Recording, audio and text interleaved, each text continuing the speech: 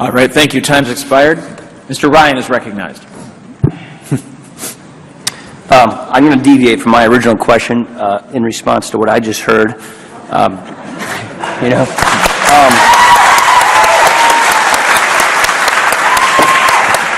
Mr. Chairman, Mr. Chairman. Welcome to Washington. The committee will be in order. Ryan has the time. We heard Gingrich, we heard Bush. Mr. Chairman. We had the former IRS Commissioner Shulman, who knew about the political targeting long before Congress was told, since implied that the organizations were responsible for the targeting because they chose to apply for tax-exempt status. So you're to blame, I guess, is the message here. Do you think that you were targeted based upon your political beliefs, your religious beliefs, or just because you chose to apply? Our beliefs, our views. We had the acting Commissioner Miller here a couple of weeks ago, and we asked him, did groups with the word organizing or progressive in their name, were they targeted? The answer was no. We do know, this is one of the facts we now know, people were singled out because of their beliefs. Back to my original line here. Mr. Kokagi, thank you, sorry. It's okay. You're 29 months? 29 months and counting. And counting. You haven't been approved yet. I've not been approved. You've been asked, one of your inquiries, 90 questions, asking you to provide a list of your members and donors, the political affiliation of your mentors, and your political position on virtually every issue important to you. Yes, sir. You're teaching Montesquieu, Cicero, Augustine, de Tocqueville, Washington, and it's 29 months in waiting, right? Yes, sir. Okay, Mr. Eastman, I just want to get this one nailed down.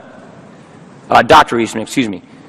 You have proof that the IRS, an individual or a group of individuals at the IRS committed a felony.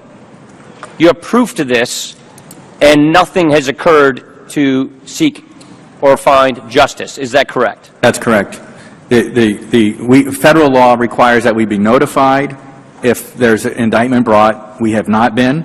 Federal law allows us to request information about what the status of the investigation, whether it's been productive or unproductive, and any action taken.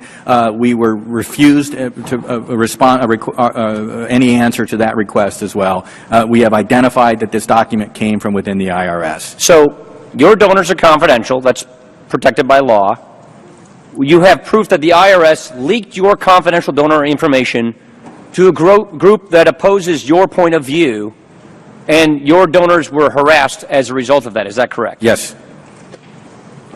All right, Ms. Martinick, right next door in Iowa. I work with groups very similar to what you do in Iowa.